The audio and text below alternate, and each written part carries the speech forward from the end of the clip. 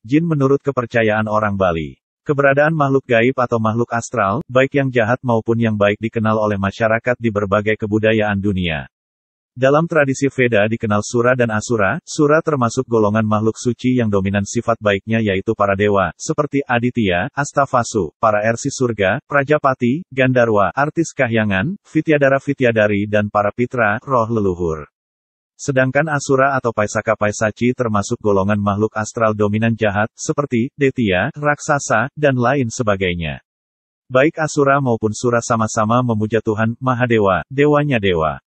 Akan tetapi ketika Asura mendapat karunia dari dewanya dewa, mereka cenderung menyalahgunakan karunia itu, ingin menguasai alam surga atau alam para dewa, bahkan membangkang pada Tuhan.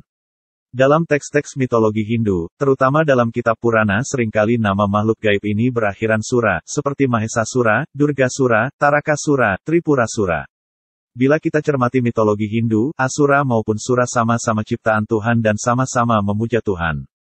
Akan tetapi mereka bermusuhan, bahkan permusuhan mereka abadi, walau terkadang bekerja sama seperti pada kisah pemutaran Gunung Mandara. Menariknya, Asura dan Sura menjadikan manusia sebagai tempat reinkarnasi atau medan penjelmaan, sehingga permusuhan mereka itu juga terjadi di antara manusia seperti kisah-kisah yang terdapat dalam Itihasa Ramayana dan Mahabharata. Kita sebagai masyarakat Indonesia sering mendengar istilah jin, istilah yang berasal dari ajaran Islam.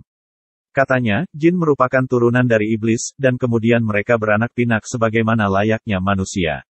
Mereka memiliki jenis kelamin dan tinggal di berbagai tempat, seperti batu, kuburan, tempat kotor, pohon, dan lain sebagainya. Jin bisa melihat manusia, tetapi manusia tidak bisa melihatnya. Bila kita cermati tentang iblis dan jin dari ajaran Islam, sepertinya yang dimaksud iblis dalam ajaran Hindu adalah golongan Asura seperti Daitya, raksasa, Des. Sedangkan jin merupakan turunannya, mereka dominan jahat akan tetapi ada pula yang baik. Dalam budaya Bali terdapat berbagai istilah untuk menyebut bangsa jin ini, seperti Samar Agung, Wong Samar, dan sebagainya. Di tempat saya disebut Sang Wengi atau ada kalanya dipanggil Pekak Wengi, kakek malam. Dalam ajaran Hindu, makhluk gaib jenis ini diizinkan beraktivitas pada malam hari, sedangkan manusia pada siang hari. Oleh karena itu manusia tidak baik bekerja pada malam hari. Hal ini bisa kita buktikan dengan beberapa kejadian, bahwa jin seringkali dapat dilihat oleh orang yang memiliki kemampuan khusus pada saat sandi kala, maghrib, dan menjelang pagi hari. Kemungkinan saat maghrib baru mau keluar rumah, sedangkan pagi hari mau pulang ke rumahnya. Hal itu sesuai juga dengan nama lokalnya yaitu Sang Wengi, Sang merujuk pada suatu sosok, sedangkan Wengi artinya malam. Bila diterjemahkan bebas menjadi makhluk gaib yang menguasai malam. Berdasarkan tradisi di Bali, golongan makhluk gaib yang benar-benar sakti dengan kekuatan negatif disebut kala atau buta kala, kemungkinannya ini tergolong iblis. Terdapat beberapa nama makhluk gaib jenis ini seperti kala dengan, kala mertyu, dan lain-lain. Akan tetapi makhluk gaib ini justru menjadi bagian dari pasukan dewa, unen-unen, ancangan beliau.